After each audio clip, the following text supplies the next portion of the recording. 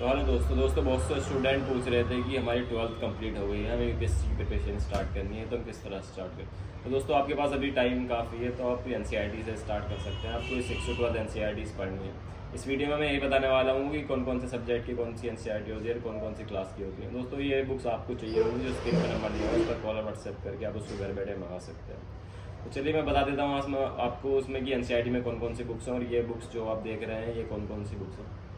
दोस्तों आप एनसीईआरटी के साथ में ये बुक्स पढ़ोगे तो ये काफ़ी बेनिफिशियल हो जाएगी आपको। इसमें यूपीएससी के प्रीवियस ईयर पेपर्स भी हैं, जिससे आपको आइडिया हो जाएगा कि किस टाइप के क्वेश्चन आते हैं। और बाकी एनसीईआरटी जो है 6 to 12 है, ये बेसिक्स के लिए। चलिए मैं बता देता हूँ कि इसमें हिस्ट्री की कौन कौन सी बुक्स है, ज्योग्राफी की कौन कौन सी बुक्स है। तो इस वीडियो के लास्ट तक बने रहें और वीडियो को शेयर करें और चैनल को सब्सक्राइब करें। शुक्रिया दोस्तों, चलिए शुरू कर लेते हैं वीडियो। तो जैसे कि आप ये देख रहे हैं दोस्तों, ये एनसीईआरटीज़ हो गई आपकी 6 to 12 और ये आपका सिलेबस, इसमें आपका प्री और मेंस का सिलेबस दिया हुआ है। इससे आपको आइडिया हो जाएगा कि कौन सा सब्जेक्ट के क्या क्या टॉपिक्स पूछे जाते हैं। तो ये तो हो गया आपकी सिलेबस की बुकलेट, ये तो ज़रूरी है ही। बाकी ये कुछ बुक्स हैं, इनका मैं बाद में आपको बताऊँगा। पहले एनसीईआरटीज़ का बता देता हूँ कि 6 to 12 में कौन कौन सी एनसीईआरटीज़ होती हैं जो कि हमें पढ़नी होती है। तो जैसे कि आप ये देख रहे हैं दोस्तों 6 to 12 तो ये हिस्ट्री की 9 बुक्स हैं। तो सबसे पहले जो 6 क्लास में आती है ये आती है हमारे अतीत भाग 1। इसी तरह आती है 7th क्लास में हमारे अतीत भाग 2। इसी तरह दोस्तों ये आती है 8th क्लास में हमारा अतीत भाग 3। 9th क्लास और 10th क्लास में ये आती है भारत और समकालीन विश्व। 9th क्लास में आती है भाग 1 और ये आपकी आती है भाग 2। इसी तरह दोस्तों 11th क्लास में आती है विश्व इतिहास के कुछ विषय और ये 12th क्लास में आती है 3 भारतीय इतिहास के कुछ विषय भाग 1, ये भाग 2 और ये भाग 3। तो ये हो गई 9 बुक्स टोटल आपकी हिस्ट्री की। तो दोस्तों इसी तरह बात कर लेते हैं हम पॉलिटी की। तो पॉलिटी भी 6 to 12 9 बुक्स होती हैं, जैसे कि आप ये देख रहे हैं सामाजिक एवं राजनीति भाग 1। इसी तरह 7th क्लास में आपका भाग 2।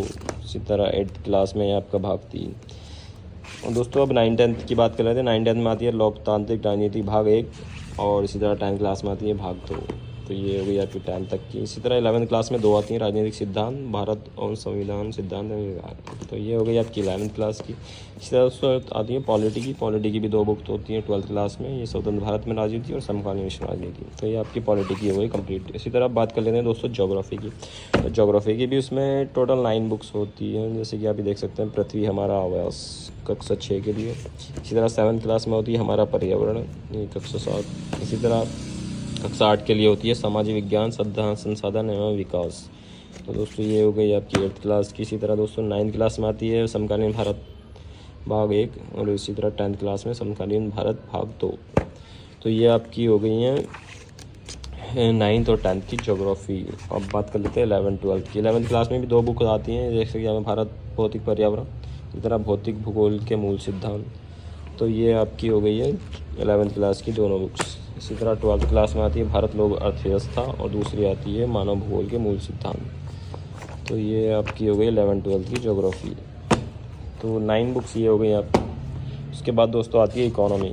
इकोनॉमी भी दोस्तों ये आपकी 9th से आती है। 9th में आती है अर्थशास्त्र के नाम से। इसी तरह 10th क्लास में आती है आर्थिक विकास की समझ। और दोस्तों ये एनसीईआरटीज़ आपको चाहिए, जो स्क्रीन में नंबर दिया है उस पर कॉल और व्हाट्सएप कीजिए, उसको घर बैठे मंगा सकते हैं। शॉप अपनी मुखर्जी नगर दिल्ली में। बाकी 11th क्लास में आती है भारतीय अर्थव्यवस्था का विकास और 12th क्लास में 2 आती हैं समष्टि अर्थशास्त्र और ये व्यष्टि अर्थशास्त्र। तो ये दोनों हो गई आपकी 12th क्लास की। तो ये आपकी इकोनॉमी की हो गई कंप्लीट। उसके बाद दोस्तों बात कर लेते हैं भारतीय समाज। भारतीय समाज जो है वो 11th-12th में आती है। मतलब सोशलॉजी की जो एनसीईआरटी है वो 11th-12th में आती है सिर्फ। तो 11th क्लास में ये 2 बुक्स आती हैं आपकी, समाज का बोध और इस समाजशास्त्र का परिचय। तो ये 2 बुक हो गई आपकी 11th क्लास की सोशलॉजी की। इसी तरह 12th क्लास में आती हैं 2 बुक्स, भारत में सामाजिक परिवर्तन एवं विकास और ये आपकी होगी भारतीय समाज। तो ये 2 बुक्स ये होगी आपकी 12th क्लास की।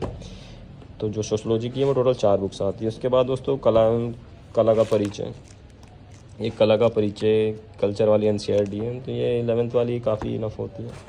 उसके बाद दोस्तों बात कर लेते हैं साइंस की। तो साइंस की आप देख सकते हैं दोस्तों ये 9-10 क्लास की तो ये आपकी बुक्स हैं। और बाकी उसमें 6, 7, 8 जो है ये साइंस टेक्नोलॉजी है, क्योंकि ओल्ड में चलती थी, अब आनी बंद हो गई है।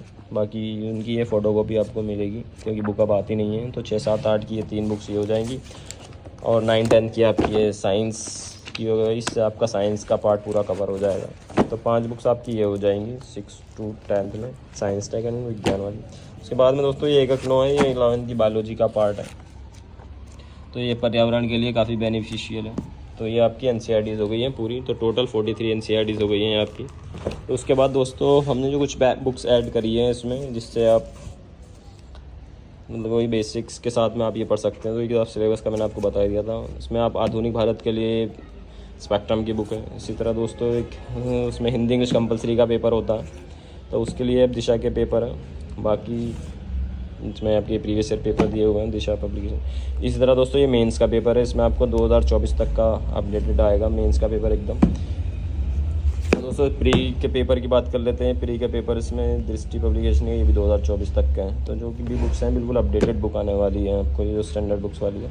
और ये आपकी हो गई लक्ष्मीकांत की पॉलिटी बुक है, जो सबसे ज़्यादा चलती है पॉलिटी के लिए। और निबंध के लिए आप ये दृष्टि की बुक है, जिसमें आपका विकास द्विवेदी निशांत चैन है। उसके बाद दोस्तों ये सेकंड पेपर जो है CSET के लिए ये दृष्टि की बुक हो गई है।